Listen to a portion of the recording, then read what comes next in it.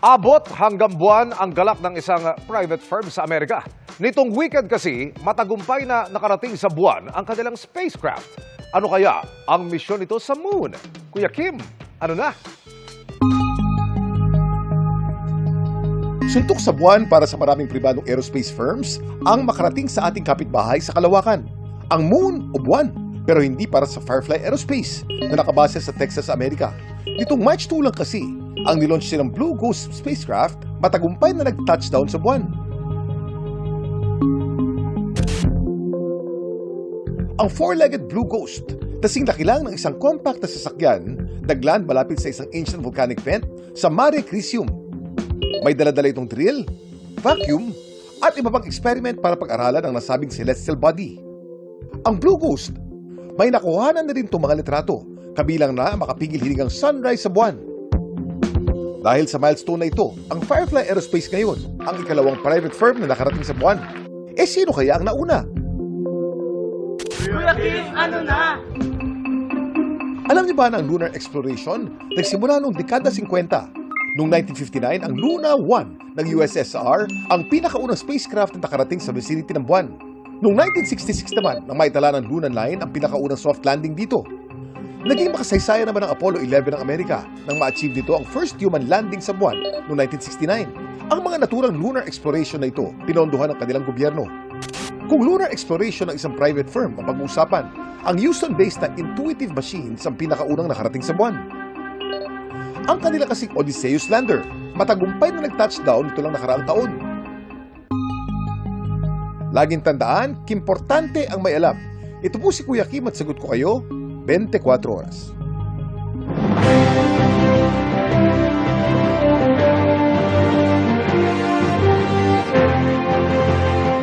Simula na sa March 28 ang pagbabawal sa pamimigay ng ayuda para hindi magamit sa pangangampanya ng mga politiko. Pero ang hiling ng DSWD, huwag isama sa ban ang ayuda para sa Kapos ang Kita Program o AKAP. Nakatutok si Sandra Aguinaldo. Ngayong panahon ng eleksyon, ipinagbabawal ng COMELEC ang pamimigay ng ayuda 45 araw bago ang eleksyon. Sa March 28 na ang simula niyan.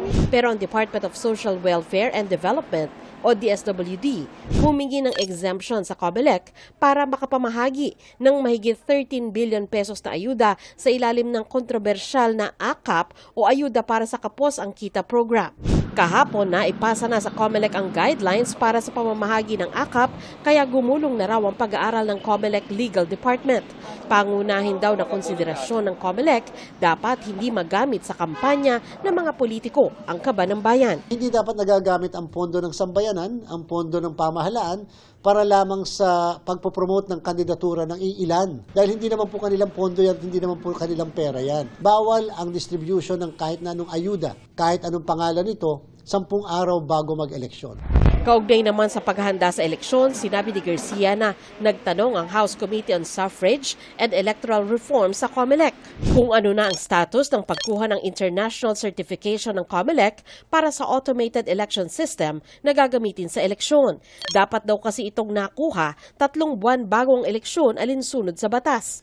Kailangan rin daw ideposito sa Bangko Sentral ng Pilipinas ang source code ng software nito. Tugon ng COMELEC, malapit nang makuha ang international certification at inaayos na ang pagdedeposito ng source code sa vault ng Central Bank.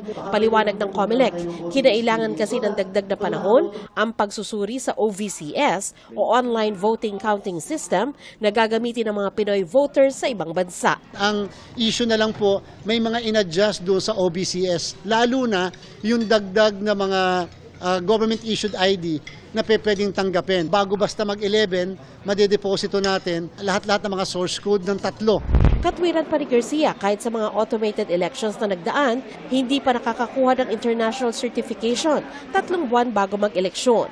Noon nga raw 2022 elections, nakuha ito 3 araw na lang bago mag-eleksyon. Para sa GMA Integrated News, Sandra Aguinaldo, nakatutok, 24 oras. Sa Bulacan, isang batang naaktuhang nalulunod na sa ilog ang naisalba dahil sa pagiging alisto ng 2 naparaang sundalo. Kung paano, alamin sa pagtutok ni Mark Salazar. Mabilis na umaksyon ang dalawang sundalo nang madaanan ng isang batang babae na nasa puntong nalulunod na sa Madlum River ng San Miguel, Bulacan itong linggo. Hindi pong marunong maglangoy. Yung pong pinapaliguan nila hanggang dito lang. Nakarating daw po dun sa malalim. Nasa tamang lugar man, oras ang hinabol ng dalawa lalo't masama na ang lagay ng bata. No signs of breathing, wala na po siyang pulse, tapos unconscious po siya kasi nakita ko po na itim na po talaga yung kanyang labi po. Oo. Tapos namuti na po yung mata, kaya hindi na po ako ng dalawang isip na isagawa po yung CPR kasi para ma-recover lang po siya. Pero hindi sumuko si Private First Class JP Navales at Corporal Gestoni Dalman. Inabot pa nila ng 10 minuto ang CPR ni Navales bago nakitaan ng pag-asa ang bata. Bali, nung nakita ko po na pumitik na po yung kamay, sabi ko, may pag-asa pa po ito. Kaya tinuloy-tuloy ko na po. Bago po kami umalis sa lugar is, yung bata po is, ano na po siya, conscious na at pina-recover na po siya. Dinala sa ospital. Dinala muna sa military infirmary ng Camp Texon ang bata bago inilipat sa District Hospital sa Cabanatuan, Nueva Ecija. Ang sabi po, maayos na raw. Inano pa nga, in-x-ray pa raw. Namutla raw yung baga. Kaya lang, hindi pa maalis yung tubo niya sa tiyan. At saka sa bibig. Meron pa raw sa ilong eh. Bakit daw? Para raw maalis yung, maalis daw yung tubig. Kung hindi na isalba ng CPR ang bata, dagdag siya sa sinasabing 9 na Pilipino ang nalulunod kada araw. Ayon sa GMA News Research, noong 2020 to 2024, umabot sa halos 15,000 ang namatay sa lunod sa bansa. Ang madalas na dahilan, kawalan ng adult supervision o bantay na nakatatanda. Huwag pabayaan maligo sir ng mag-isa sir. Dapat Oo nga, dapat may kasama. Samahan talaga sir. Sinasabi ko nga sa kanila, pagka kayo kako inayang maliligo, huwag kayong sasama. At hindi namin alam, puro apo ko po yung nandito, hindi alam yung mga magulang nila. Nasa mga trabaho rin. Opo.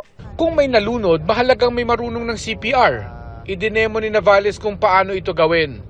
Mahalagang alam mo ang spot sa dibdib na bubombahin. Sa may gitna po ng bali po, ito po yung imaginary nipple line po sa center niya po. Okay. Ito. Okay. Then, dapat nakalock po yung kamay. Bali, 30 po na... 30? Yes po, 30 po na compression. Then, dalawang buga. Yes po, 4-5 cycle po. Sa mga komunidad naman, ang tagubilin ng Department of Health, lagyan ng barrier ang mga tubigang pwedeng makalunod. Ituro ang basic swimming at water safety sa mga eskwelahan at palawakin ang pagtuturo ng CPR. Para sa GMA Integrated News, Mark Salazar, nakatutok 24 oras. Ibinida ni US President Donald Trump ang ilang tagumpay-anya ng kanyang administrasyon sa una niyang talumpati sa joint session ng kasalukuyang US Congress. Pero hati ang reaksyon ng mga mambabatas at may punto pang may pinaalis na congressman. Nakatutok si Mariz Umali. Sa unang talumpati ng second term ni US President Donald Trump sa joint session ng Congress, makikita ang pagkakahati ng kanilang Kongreso. Habang panay ang palakpak at standing ovation ng mga kapartidong Republicans, nakaupo lamang ang mga Democrats. Ang ilan humihiyaw paminsan-minsan at itinataas ang paddle bilang protesta. Sa isang punto, nabu si Trump nang sabihing malaki umano ang kanyang panalo sa eleksyon. Members are directed to uphold and maintain decorum in the House and to cease any further disruptions. That's your warning. Ang Texas Congressman na si Al Green na natiling nakatayo at sinabing walang nakuhang mandato si Trump sa November election. The chair now directs the Sergeant-at-Arms to restore order. Remove this gentleman from the chamber. Sa kanyang talumpati, binatikos ni Trump ang pinalitang si dating US President Joe Biden at sinisi sa mga problemang kinakaharap ngayon ng Amerika. Ibinida ni Trump ang mabilis na pagbaba ng bilang ng illegal border crossers mula nang umupo siya sa pwesto. Now, just as I promised in my inaugural address, we are achieving the great liberation of America. I have sent Congress a detailed funding request laying out exactly how we will eliminate these threats to protect our homeland and complete the largest deportation operation in American history. Pinuri rin ni Trump si billionaire businessman Elon Musk na hinirang para pamunuan ang bagong tatag na Department of Government Efficiency. Sa ilalim ni Musk, inalis sa trabaho ang libu-libong federal workers, inalis ang bilyong-bilyong pisong foreign aid at binawasan o inalisan ng pondo ang ilang mga programa ng gobyerno. My administration will reclaim power from this unaccountable bureaucracy, and we will restore true democracy to America again. And any federal bureaucrat who resists this change will be removed from office immediately. Because we are draining the swamp. It's very simple. And the days of rule by unelected bureaucrats are over. At iginiit ni Trump ang polisiya niyang reciprocal tariffs na sisimulan sa Abril. If you don't make your product in America, however, under the Trump administration, you will pay a tariff, and in some cases, a rather large one. April 2nd, reciprocal tariffs kick in. And whatever they tariff us, other countries, we will tariff them. That's reciprocal, back and forth. Whatever they tax us, we will tax them. Para sa GMA Integrated News, Mariz Umali, nakatutok, 24 oras.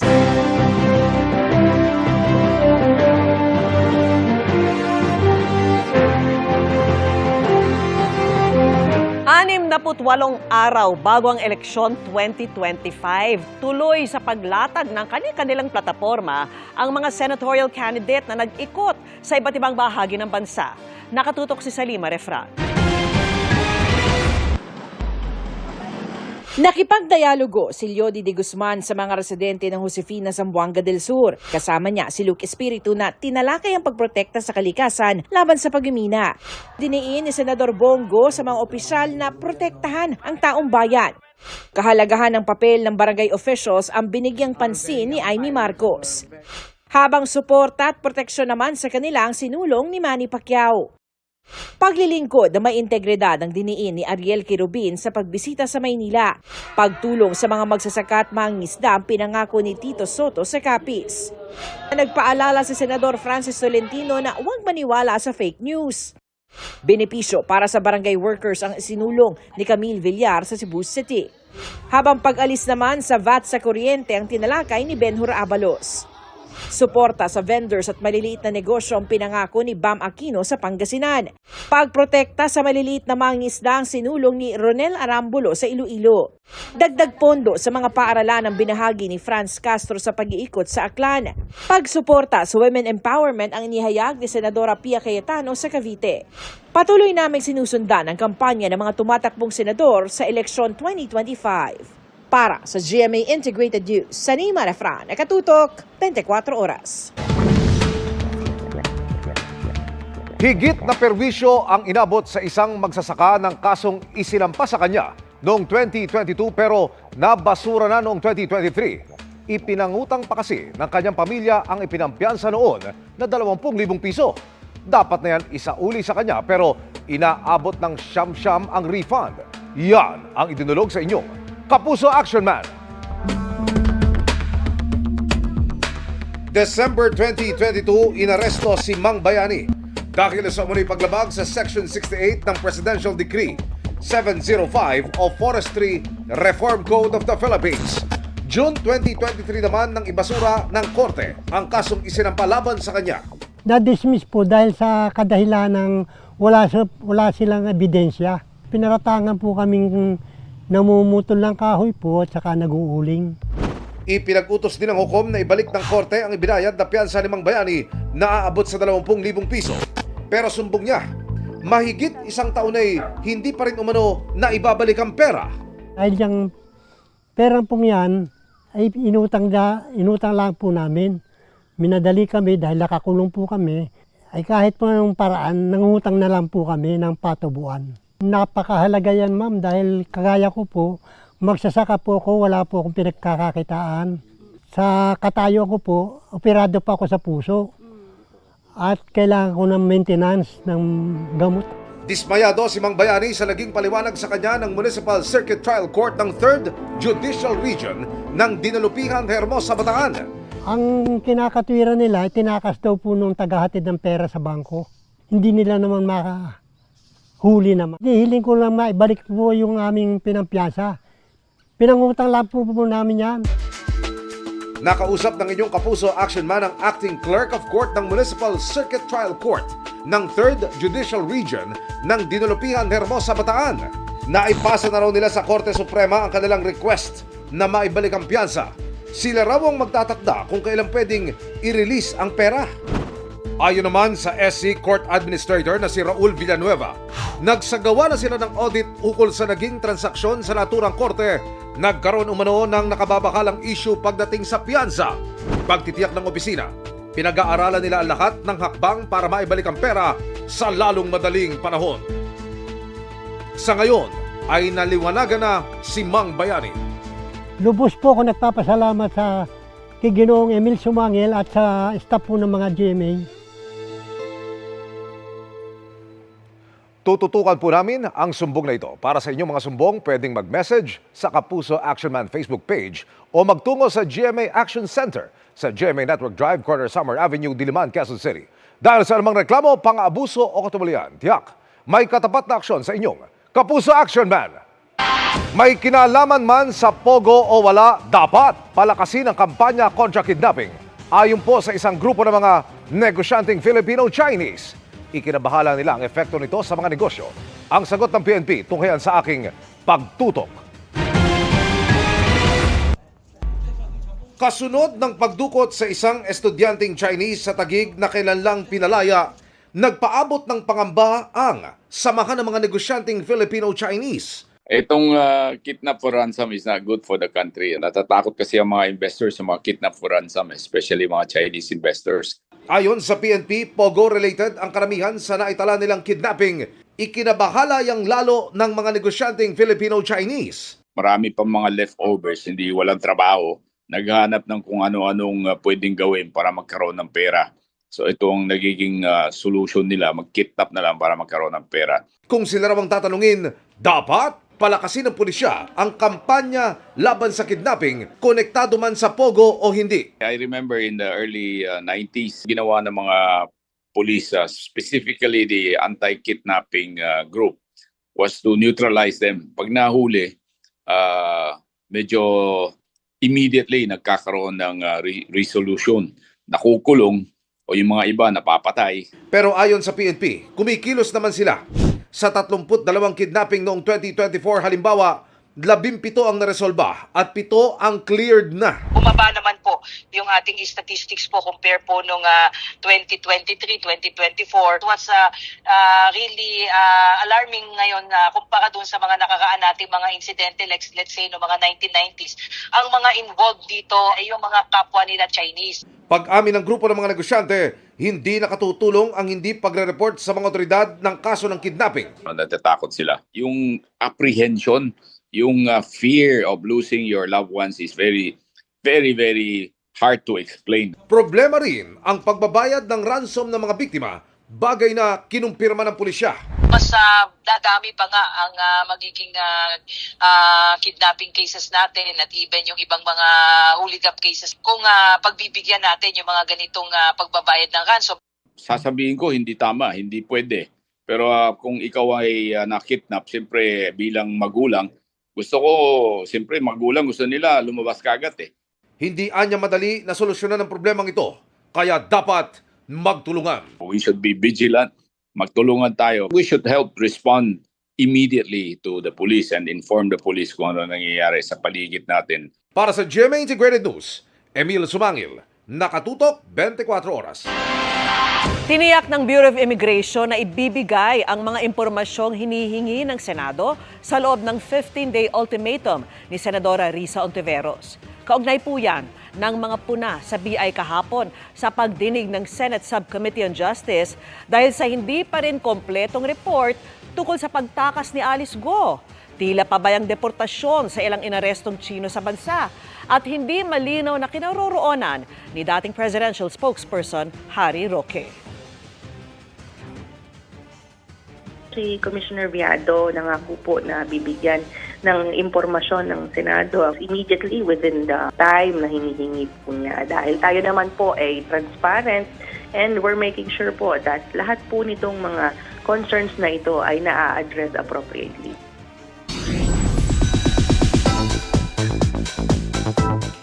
All praises ang netizens kay Jillian Ward, lalo nang makita sa behind the scenes ang effort sa kanyang dual role sa My Ilonggo Girl. Puno naman ng pasasalamat ang mga bida sa mga palangga dahil tutok na tutok ang mga kapuso sa mga plot twist sa buhay ni Tata. May chika si Lars Santiago. Naalala niyo pa ba ang isa sa matinding tapatan ni Venice at Tata? Anong ginawa mo sa asawa ko? Ang paghaharap ng dalawang karakter na ginagampanan noon ni Jillian Ward. Doble effort ng kunan.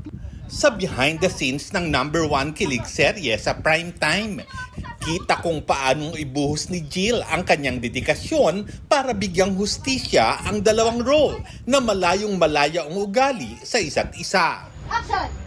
Tila nakaluta nga si Jill na hawak ng staff habang binabato ang linya ni Venice. At ang finished product sa TV, Anong ginawa mo sa asawa ko? inulan yan ng papuri online. Kasabay ng pagtutok ng milyon-milyong kapuso sa episode kagabi. Magkakasunod kasi ang twists and turns sa buhay ni Tata na nasunugan pa ng bahay. Damang-dama ang saya sa set ng My Ilonggo Girl.